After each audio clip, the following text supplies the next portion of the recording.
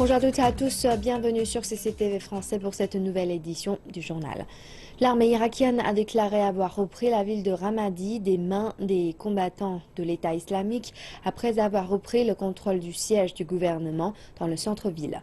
Ramadi se trouve à 110 km à l'ouest de la capitale irakienne Bagdad et est le centre administratif de la province principalement sunnite d'Anbar. La reprise de Ramadi est le premier succès majeur des forces irakiennes entraînées par les États-Unis depuis que la ville était tombée en mai aux mains des militants de l'État islamique. Les troupes irakiennes ont débuté leur offensive la semaine dernière après avoir encerclé la ville pendant des semaines. Elles ont effectué leur dernière poussée dimanche. Les autorités irakiennes n'ont pas encore livré le bilan des victimes de cette bataille. Selon le gouvernement, la plupart des civils avaient été évacués avant l'assaut. La prochaine cible sera la ville de Moussoul, dans le nord du pays et seconde plus grande ville d'Irak. Le groupe État islamique avait conquis en mai dernier la ville de Ramadi. 7 mois plus tard, le gouvernement irakien annonçait avoir repris le contrôle de la ville. Ramadi se situe à une centaine de kilomètres à l'ouest de la capitale irakienne, Bagdad. C'est la capitale de la province d'Al-Anbar, le plus grand gouvernorat d'Irak, qui borde la Syrie, la Jordanie et l'Arabie saoudite. C'est également le cœur de l'Irak sunnite. La reconquête de Ramadi était l'une des priorités du gouvernement, qui avait perdu le contrôle de la ville en mai dernier.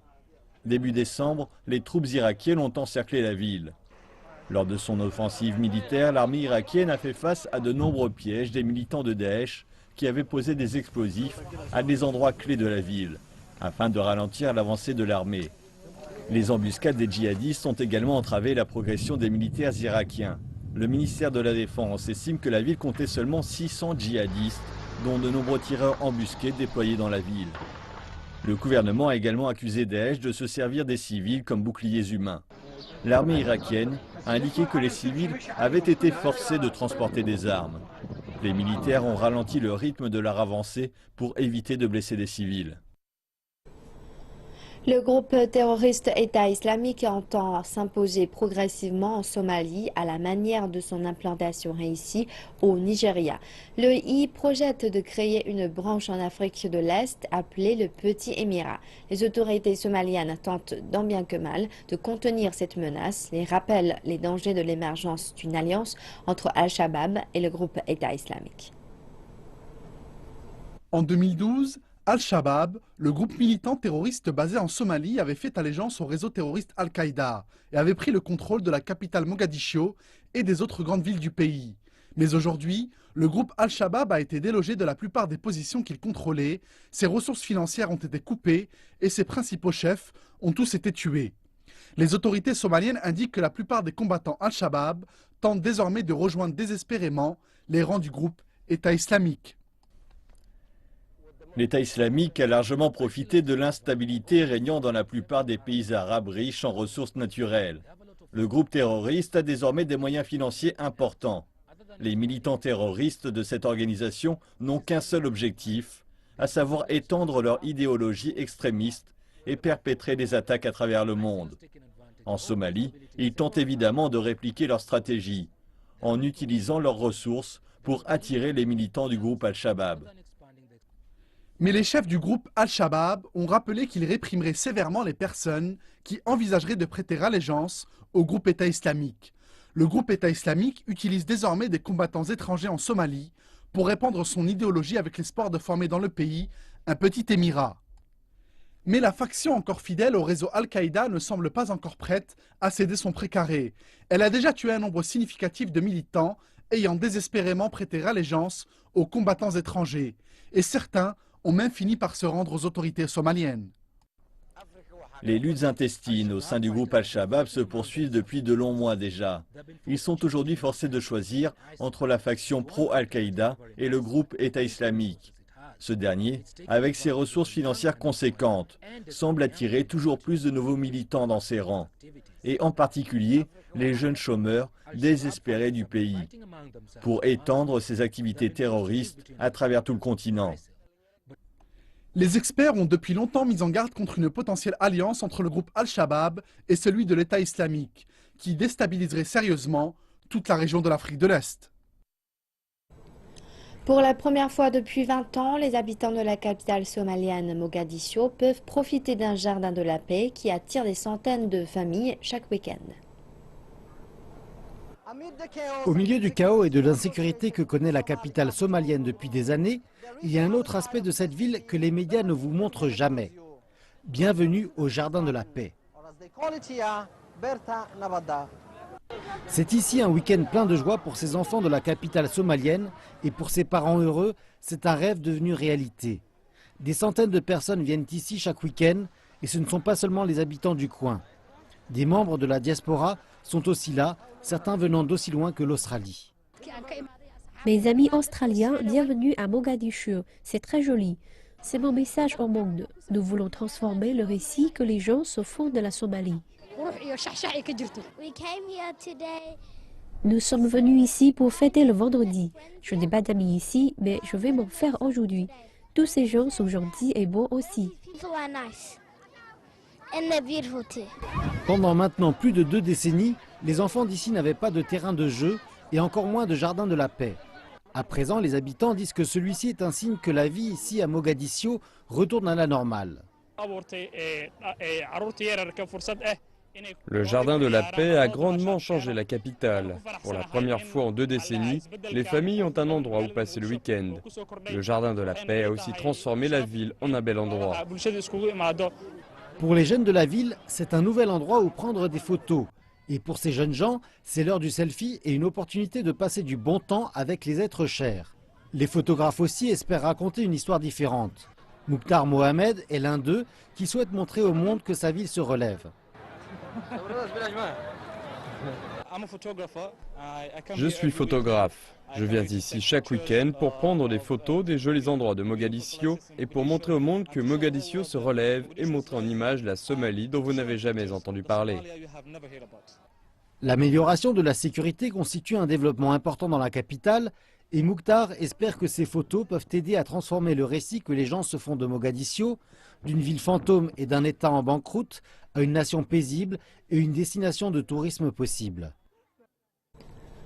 La Corée du Sud et le Japon sont parvenus à un accord au sujet des esclaves sexuels utilisés pendant la Seconde Guerre mondiale. On les appelait alors femmes de réconfort. L'accord a été conclu lundi à l'occasion d'une rencontre des diplomates des 2 pays à Séoul. Le ministre sud-coréen des Affaires étrangères, Yoon Byung-se, a déclaré l'accord final est irréversible si le Japon reconnaissait les faits. Son homologue japonais Fumio Kishida a évoqué la profonde responsabilité de son pays dans cette affaire. Le Japon a accepté de payer une compensation d'1 milliard de yens, soit environ 8,7 millions de dollars. Kishida a également rapporté les paroles du Premier ministre japonais Shinzo Abe, qui a prié les victimes d'accepter ses excuses et son profond repentir. Concernant le problème des esclaves sexuels, le porte-parole du ministère chinois des Affaires étrangères, Lu Kang, a déclaré que le Japon devrait réfléchir à son passé impérialiste et traiter la question d'une façon responsable. L'esclavage sexuel forcé a été un grave crime anti-humanitaire contre les peuples des pays asiatiques. Il a été perpétré pendant la Deuxième Guerre mondiale par l'armée impériale japonaise. La Chine a toujours insisté pour que le Japon affronte cette question avec intégrité et réfléchisse sur son passé impérial afin qu'il puisse traiter la question d'une manière adéquate et responsable. Nous espérons que l'amélioration des relations Japon-Corée du Sud contribuera à la stabilité régionale et au développement. Et nous espérons aussi qu'il mènera le Japon à suivre la voie du développement pacifique. Les historiens ont estimé que pendant la Seconde Guerre mondiale, l'armée japonaise avait imposé par la force à plus de 200 000 femmes un système d'esclavage sexuel à l'intérieur de la péninsule coréenne. Seulement 46 de ces femmes sont encore vivantes, selon le dernier recensement effectué par le gouvernement sud-coréen. L'épineux sujet agite depuis longtemps déjà les relations entre la Corée du Sud et le Japon. Le mois dernier, la présidente Park Geun-hye a exhorté le Japon à trouver une solution définitive à cette page sombre de l'histoire de la Seconde Guerre mondiale. Lors de sa dernière rencontre avec le Premier ministre japonais Shinzo Abe à Séoul, la présidente sud-coréenne avait par ailleurs insisté sur le fait que le Japon devait trouver une solution qui serait acceptée à la fois par les victimes et le peuple coréen dans son ensemble. Les deux gouvernements ont mené plusieurs concertations depuis, mais aucune n'a abouti à une solution définitive. La Corée du Sud n'est pas le seul pays à avoir subi le système de l'esclavage sexuel. De nombreuses femmes originaires des anciens territoires occupés par le Japon, telles que la Chine, les Philippines et l'Indonésie, ont elles aussi été victimes de ce cruel système. La plupart d'entre elles étaient enlevées de chez elles ou trompées par de vaines promesses de trouver un emploi ailleurs, dans l'industrie ou la restauration. Une fois recrutées, ces femmes étaient retenues en captivité dans les maisons closes de l'armée. Nous poursuivons avec l'actualité chinoise. Un autre résultat notable de la réunion de l'organe législatif suprême du pays est le changement dans la loi sur le planning familial. Les députés ont adopté un amendement mettant officiellement un terme à la politique de l'enfant unique qui dure depuis déjà plusieurs décennies. Et cela intervient après des efforts visant à faire face à la chute de la main-d'œuvre et à une population vieillissante. Les députés chinois ont donné le feu vert dimanche à l'amendement. À compter du 1er janvier 2016, la Chine va autoriser tous les couples à avoir 2 enfants. La mise en œuvre de la nouvelle politique permettra d'optimiser la structure de la population, de renforcer la force de travail et de ralentir la tendance au vieillissement de la population. La politique permettra également de promouvoir une croissance équilibrée de la population tout en donnant un nouvel élan au développement économique. La politique chinoise un couple un enfant a, selon les estimations, empêché environ 400 millions de naissances, réduisant la pression sur les ressources et l'environnement.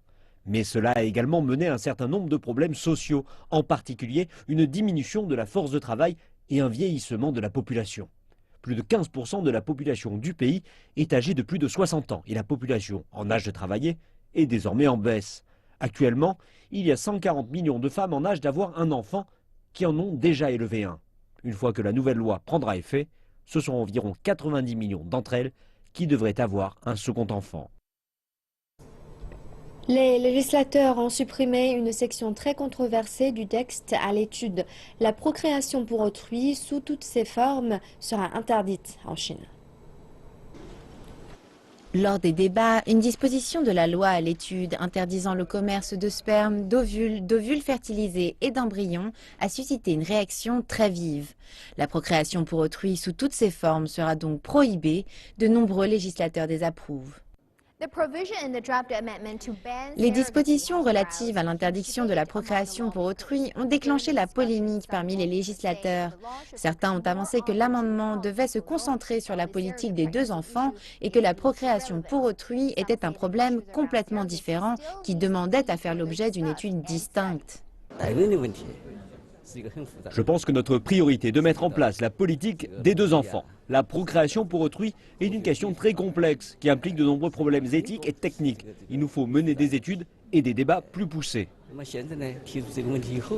La seconde préoccupation pour de nombreux législateurs est de faire en sorte que la nouvelle loi n'affecte pas les aides reçues par l'ancienne génération qui a respecté la précédente loi de planning familial. Il est nécessaire que la loi soit cohérente. Le nouveau texte devrait protéger les parents qui n'ont qu'un enfant et les parents dont l'enfant unique est handicapé ou décédé.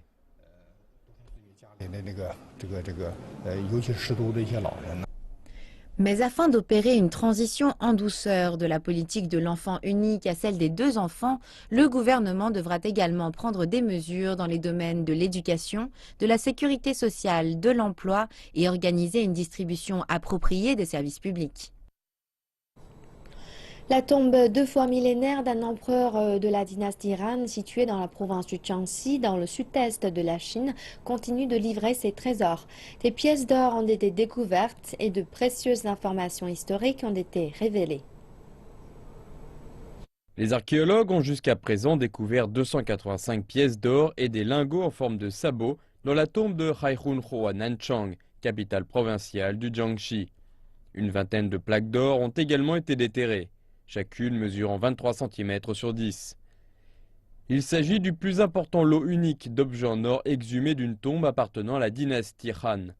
On estime que la tombe était le lieu où fut enterré Liu He, le petit-fils de l'empereur Wu.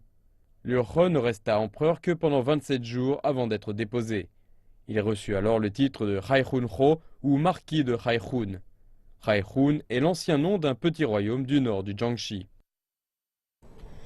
La célèbre saison chinoise de la pêche d'hiver a débuté au lac Chakan dans la province du Jilin, dans le nord-est du pays. Cet événement attire des dizaines de milliers de visiteurs. Chaque année, le 28 décembre, une grande cérémonie pour offrir des sacrifices au lac et réveiller le filet a eu lieu sur la glace. La cérémonie a été accompagnée de chants, de danses religieuses mongoles et de dégustation de liqueurs.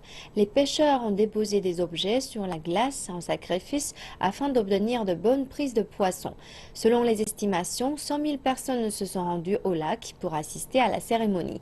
La pêche d'hiver au lac Chakan est d'une tradition pour ces tribus de pêcheurs et remonte à plus d'1 millier d'années. Ce fameux festival de pêche hivernale au lac Chakan est actuellement en cours dans le Jilin. Il attire chaque année des milliers de touristes qui affluent dans la région. Le gérant d'un restaurant local, Jiang Limin, a un nouvel aquarium où les poissons frais seront disposés durant les fêtes du Nouvel An. Les poissons frais sont vendus à un meilleur prix que les poissons surgelés. Le lac Chagan bénéficie d'une notoriété grandissante. Chaque année, il attire des milliers de touristes. Les poissons sont réputés pour être tendres, gras mais non huileux. Leur goût est unique et les clients en redemandent toujours plus.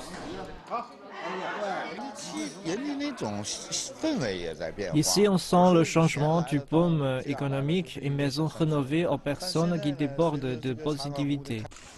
Chaque année, de fin décembre jusqu'au festival du printemps, se déroule une pêche sur glace de grande envergure au lac Chagan. Les cultures de pêche et de chasse sont restées vivantes au fil des siècles et ont apporté quelque chose d'unique à cette région. Les routes ont été élargies, les villages autour du lac sont plus accessibles. Je pense que la pêche n'est pas la seule activité qui attire les visiteurs au lac Chagan, mais aussi l'histoire et la culture locale. L'hiver dernier, plus de 100 millions de yuans ont été dépensés par les touristes dans la région du lac Chagan et on s'attend à ce que ce chiffre augmente cet hiver. Voilà, c'est la fin de cette édition du journal. Merci de nous avoir suivis. Excellente suite de programme sur CCTV français.